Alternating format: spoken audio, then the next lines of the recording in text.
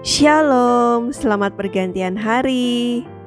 Marilah kita memulai hari yang baru ini dengan merenungkan firman Tuhan. Renungan kita pada petang hari ini ingin saya ambil dari kitab Roma. Roma pasal 5 ayat yang ke-8. Di sana dikatakan bahwa Allah menunjukkan kasih-Nya kepada kita oleh karena Kristus telah mati untuk kita ketika kita masih berdosa. Apa arti dari ayat ini? Mari kita sama-sama buka di dalam buku Seventh Day Adventist Bible Commentary volume yang pertama, halaman 1085, paragraf yang kedua. Di sana dikatakan bahwa Kristus, Anak Allah, mengatakan, "Biarkan hukuman jatuh padaku. Aku akan berdiri di tempat manusia.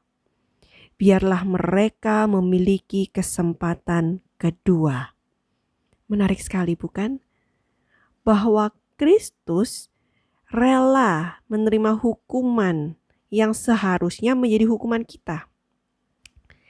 Tapi Yesus mau memberikan kepada kita kesempatan yang kedua. Kesempatan untuk kita bisa memperbaiki hidup kita. Kesempatan untuk kita bisa bertobat. Sehingga pada akhirnya kita bisa berada di dalam kerajaan surga. Apa yang harus kita lakukan saat kita memiliki kesempatan yang kedua? Mari kita sama-sama baca di dalam Galatia pasal yang ke-6 ayat yang ke-10. Di sana dikatakan, "Karena itu, selama masih ada kesempatan bagi kita, marilah kita berbuat baik kepada semua orang, tetapi terutama kepada kawan-kawan kita seiman." Artinya saat kita masih diberikan kesempatan oleh Tuhan saat ini, mari kita gunakan untuk berbuat baik. Lalu apalagi selain kita berbuat baik? Mari kita sama-sama baca di dalam 2 Petrus pasal yang ketiga. 2 Petrus pasal yang ketiga ini kita baca secara keseluruhan.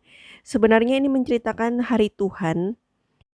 Dan pada akhir zaman ini akan banyak pengejek-pengejek yang bilang, di mana janji tentang kedatangannya itu?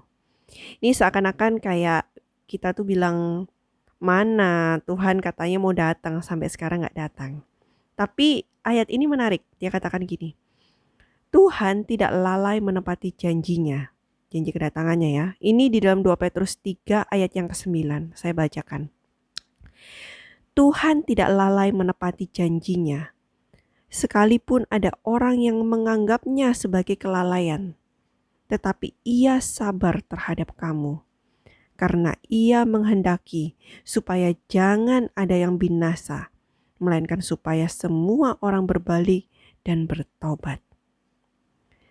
Jadi artinya saat Tuhan belum datang saat ini, bukan berarti Tuhan lalai, Tuhan lupa menepati janji kedatangannya.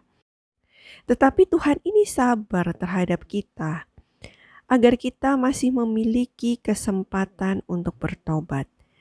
Kesempatan yang Tuhan berikan, yaitu hidup yang kekal. Janganlah kita sia-siakan.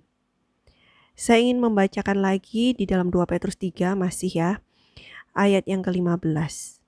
Anggaplah kesabaran Tuhan kita sebagai kesempatan bagimu untuk beroleh selamat. Jadi mari kita anggap kesabaran Tuhan ini adalah kesempatan bagi kita agar kita beroleh selamat.